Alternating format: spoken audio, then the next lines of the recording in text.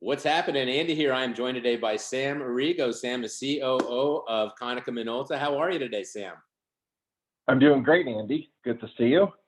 Great to see you. Great to see you. I haven't actually seen you in ages. Last time I saw you was I think actually at the Rolex race last year, which Konica Minolta Right. won. And that was an awesome time. But things have changed. We got a lot going on now. You've got a new role. So now you're COO, and so you got a couple months under your belt. Tell me, how's everyone doing at Konica? What's up with the new job? How's that going? And fill me in. Yeah. So new job is going great, fast and furious, as expected. But look, we're doing great. Happy that we're coming out of COVID and getting things organized and people back to work. I shouldn't say back to work, just back into the office because people are working, obviously. But good, we're off to a good start for our new fiscal year. I'm glad to re-engage. We just came off of our dealer trip in Cabo, so we had an opportunity to meet with many of our dealers face to face, and I think we all needed that. A little human interaction and some sun and fun was great. So everything's good. That's awesome. It's nice to finally do something normal. I'm sure your dealers that were on that trip were very happy to be back doing things that they love doing and getting those trips that they earned. I know you had to cancel. You and everybody else had to cancel the trips last year, which what a shame. I know you guys had something big planned. Really just wanted to bring you on and find out about the big news. This week you guys had a major transfer of some branches to one of your resellers. So why don't you fill us in on what went down, what was the reasoning behind it, the strategy, and going forward, what can we expect for Konica Minolta in that area? Yeah. So similar to the announcement that we made earlier in the year with the sale or transfer of those assets to both POA and All Copy. This was I'll call it the third and final installment. And so we've completed our transactions. We're done at this time and don't expect additional sale transfers to the dealer channel. And really, part of our strategy, this is about investment. It's about focus, and it's about accelerating our DX strategy or digital transformation strategy. All of us in this industry need to make decisions, and our decisions are predicated on growth and balance. So obviously we support our direct channel, we support our dealer channel, and as we've stated in the past, both are pretty equally balanced. And in terms of investment, the markets that were sold in all cases really were in secondary and tertiary markets where we selected 3 dealers and for the following reasons. One, they have to be able to handle the customers and the complexity of our production footprint, the complexities around some of the software and applications, and it's also the continuity of service that we are offering to our customers to make this a very smooth transition. So selling 1 or 2 branches to one dealer, it did not make sense for us, and it doesn't really make sense for the dealer community. So we know at some point there's we have to make decisions around how to best run the business and take care of our customers and take care of the channel. So it's done, it's behind us, and now we're really looking to the future and how we partner with all of our dealers to help them grow their business, to look at diversification in their portfolio, to support the MFP business, production, IT, and then these new emerging businesses around managed IT services and content management. The other, big discussion point should be around growth and profit. And this is what I can tell you. Our managed IT business grew last year, and it grew at a very significant rate, and we made a lot of money. And those dealers that were also in that space made a lot of money. So it is a good business. There's growth in it. There's growth in the ECM and content management business. So these are going to be important areas that we will continue to drive in order to foster differentiation in what we do, in order to create value for our dealers, and in order to create value for our customers. So, you know, the transition of these assets, in my opinion, it did and will help the 3 dealers that we selected. But more importantly, it gives us focus in these smaller markets to allow us to grow faster. Well, and you know, I mean, one of the things we used to say when we sold, I sold, I know you sold, and you know, you're local. When you're selling against somebody who's the branch, you know, one of the things you go after is you're local. And so now transferring it to these local companies gives them, you know, gives the customer more decision making in place. And it's there is more of a benefit. These are great dealerships that you're working with. But just to be clear and to recap that, you're not dumping all your branches.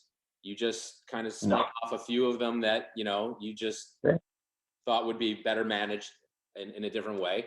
And so you're done with it now. You're not pulling a move which some of your, you know, other companies have done over the years where they just decided we're out of direct. You're not out of direct. You still have dozens of branches still, yes, right? So yeah, we have 100+ branches still. So I mean, we have a lot of locations and a lot of footprint covering the U.S.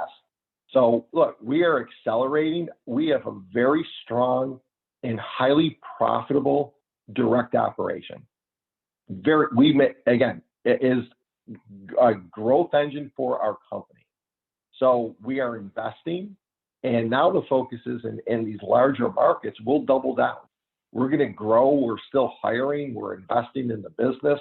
We still are doing acquisitions. So it's all good. And, you know, the fact that we sold, you know, again, a very small number of branch locations does not mean that we've changed our strategy at all. We are full steam ahead. Awesome. Well, we put that to rest. I think while I have you here, I actually would like to talk about, you know, one of I think the major issue right now that the industry is dealing with is supply chain, right? I mean, and it's not just the industry, it's the world. It took me over 6 months to finally get a stove in my house, right? I mean, that's the kind of stuff we're dealing with. And this was from an American company.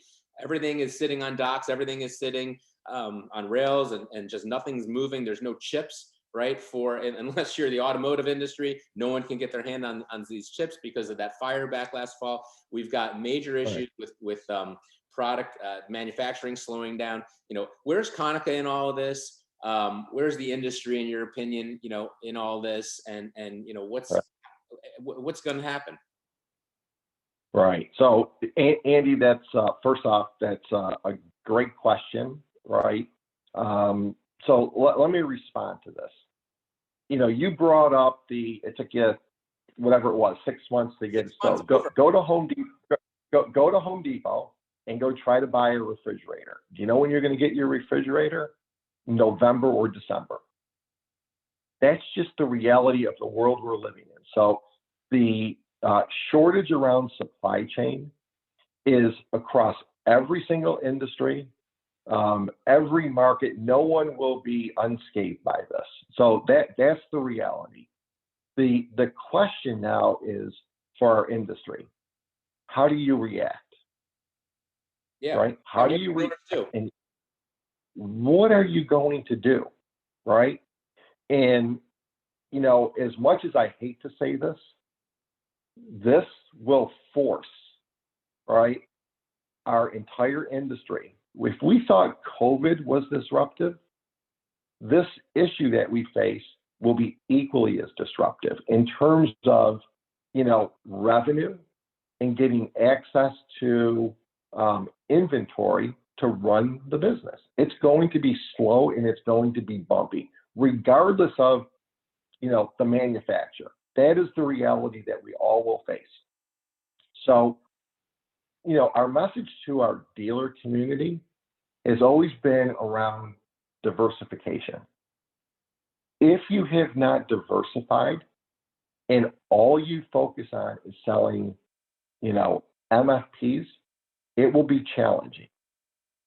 For those individuals that have diversified and have other, businesses around, whether it's managed IT services, it's security for cameras, it is a content management business, something that surrounds your customer with incremental value that you now can pivot and turn your sales organization into a different area to go generate new revenue streams.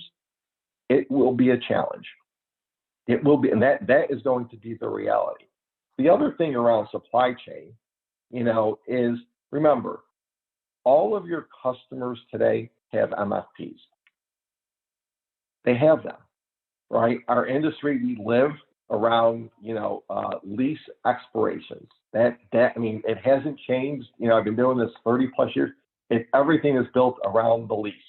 So a year before, 6 months before, we're trying to upgrade, put in a new piece of equipment. So that opportunity gets elongated. It doesn't go away.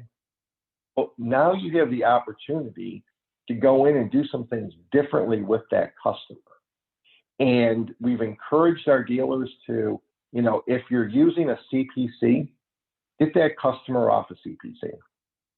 Get them going on some type of either ARR or MRR model, but you have to have a way to restructure that agreement to add value. If not, you're just going to lower the customer's payment. And, if our dealers that are out there today haven't engaged in these other areas, again, it's never too late, but at some point it becomes too late. You're just, you're just ill prepared to take this on. And, we've been at this now 11 years. We've learned a lot, right? We get stronger and better every single day. But the complexities around, these new emerging businesses, specifically IT services, look, help desk is help desk. It's not overly complex.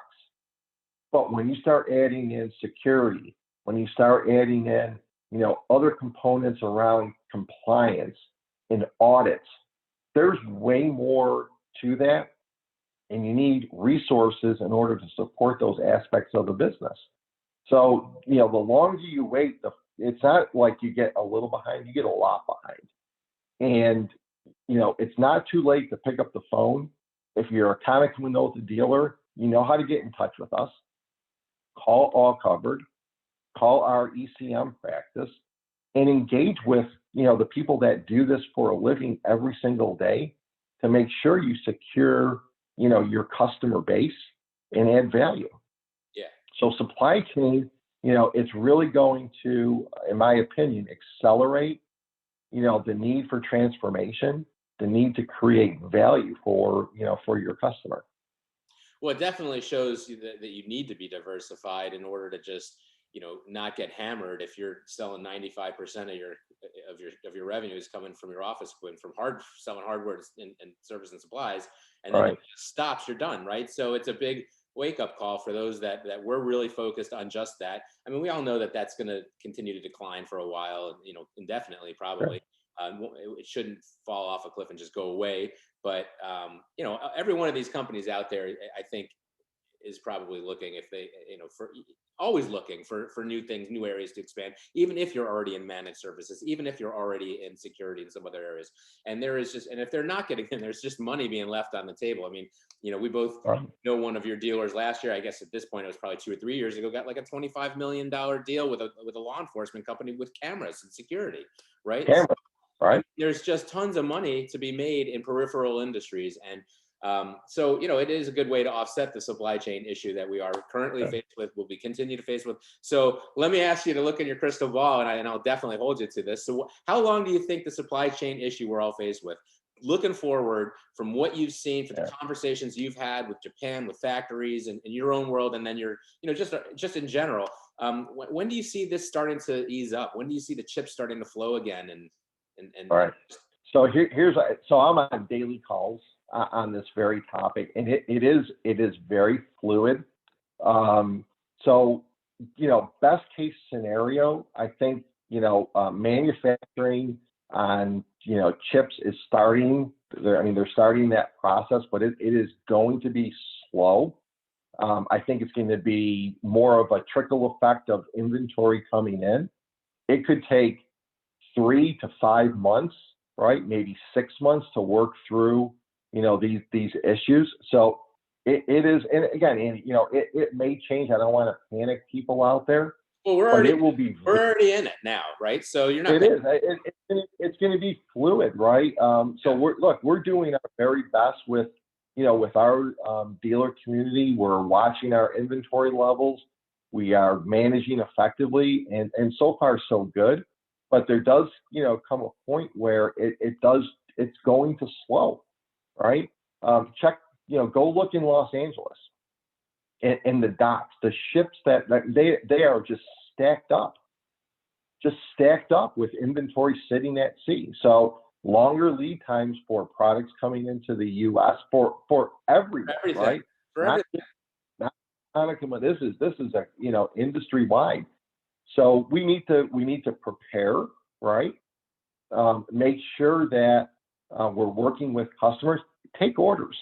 That's the other thing. There is absolutely I would encourage anyone in this business, take your orders, and guess what? Tell your customers it's going to be 3 months before you get a product, but get in the queue, because if you wait, it could be 6 months.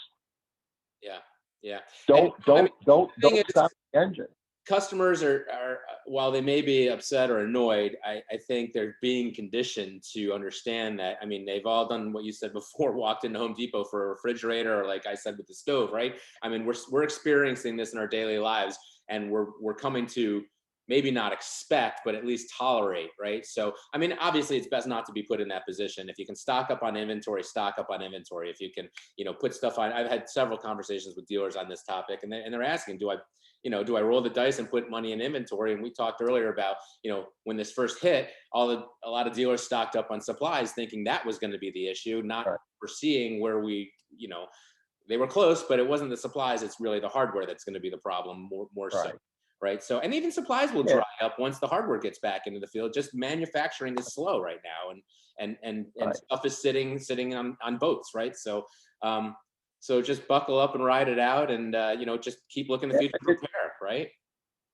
Right, and you have to remember too. So if you look at your base of customers, it's not like every customer is up for renewal this year.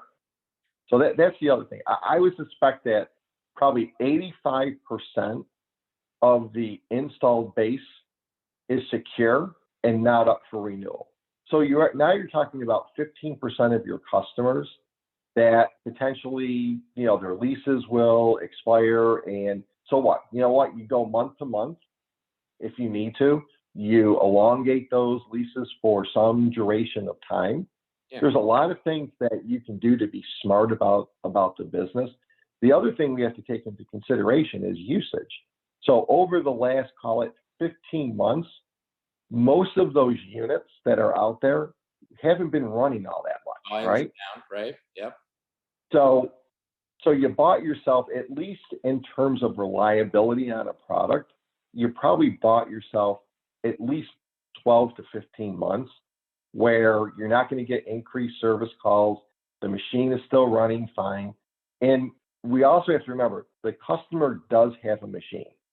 It's different if I don't have a machine and I need one, right? So imagine if your refrigerator died today, it's dead. Okay, guess what you need? You need a new refrigerator yesterday, right? Right. Our machines that are out there, we can repair those. Yeah.